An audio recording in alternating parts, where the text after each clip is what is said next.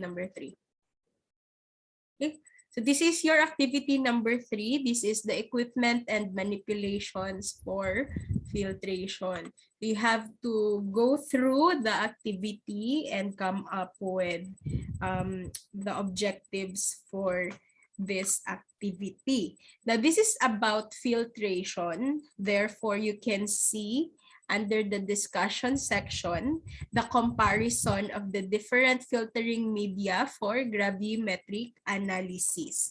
So remember, gravimetric analysis is another one method or one technique in identifying mostly the mass of our substance. So before the reaction and after the reaction, we will be identifying the amount through gravimetric analysis. Okay? And then, later na yung bagong pasok. And then, you will see there, most of the time, we are going to use the paper, the filter paper in the filtration method. However, the filtration process will be slow if gagamit tayo ng paper. It might be troublesome and inconvenient, especially magkakaroon kasi siya ng clog doon sa filter paper, especially if you have small particles sa finifilter mo, magka-clog siya doon and bukas ka pa matapos sa iyong filtration process. However, si filter paper has no maximum ignition temperature. And then, yung sa chemical reactivity naman, since the filter paper is an organic material, it is made up of carbon, it can react sa ibang chemicals natin. Actually, carbon has reducing properties. Remember the oxidation and reduction process. Si carbon can be it can cause reduction sa ibang chemicals. So for the porosity, yung yung parang ang tawag dyan, small na holes doon sa paper, marami naman yon. Kaya lang, compared to other filtering medium, slow pa rin ang speed ni filter paper. Now, if we are going to separate gelatinous precipitate, the filter paper can actually accommodate that one. Satisfactory naman yung kanyang paghiwalay sa mga gelatinous particles. And another advantage of the filter paper is hindi siya expensive. So that is again the reason why this is the most common filtering medium that we use in chemistry laboratory. Now, aside from the filter paper, we have other crucibles. Actually, pare-parehas lang naman yung mukha nila. Yung material lang po, yung component nila yung nagkakaiba. So this one, we have the Gooch crucible, the glass crucible, the porcelain, and the aluminum oxide crucible. So ito ginagamit din sila for filtration. And ano yung advantage nila over the filter paper? In terms of the speed of filtration, lahat sila mabilis. And they are also convenient to use. But for yung temperature na kaya nila i-withstand, iba-iba kasi sila. Si Gooch crucible can withstand more than 500 degrees Celsius. Si glass naman is between 200 to 500, while the two porcelain and aluminum has very high maximum ignition temperature, 1,100 and 1,450 respectively. Now, another advantage of the crucibles compared to the filter paper is inert. When you say inert, they don't really react with the chemicals that we are going to filter. So again, unlike the filter paper that is made up of carbon, and carbon can reduce, meron siyang reducing property sa ibang chemical substances, especially those that are oxidizing agents. So parehas lang naman sila when it comes to porosity. However, for gelatinous precipitates, there is a tendency na mag-clog siya with the use of the crucibles. So kaya pag gelatinous precipitates, yung parang gel-like na substance, we always use the filter paper in the separation process.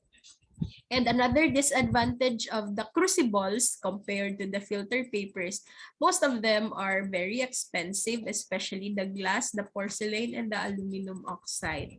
Ang good crucible though is hindi naman talaga expensive. So let us have, pakita ko sa inyo yung mukha ni Gooch crucible.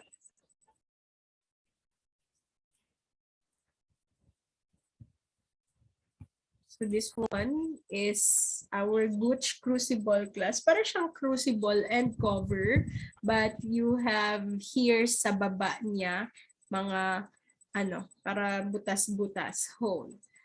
That is where we can separate our substance. Syempre maiwan yung big particles inside the crucible, and then yung most of the time the liquid portion will pass through these holes and mase-separate natin siya. So ito, ganun pa rin naman yung mukha ni glass crucible and the aluminum oxide crucible. Yung lang nila, material kung saan sila made of, yun lang yung kanilang difference. But all of them, again, are used in the filtration process. It's just that the filter paper yung pinaka ginagamit. So in the activity, you may watch the procedure on how to prepare the crucible. The link is being provided in the worksheet, and then after that, you have to answer the questions. So just like this one, after reading the preparation of crucibles and watching the procedure, you have to define drying to constant mass. And then also with the filtering using a filter paper, how to do the folding of the filter paper so that it will fit in the funnel.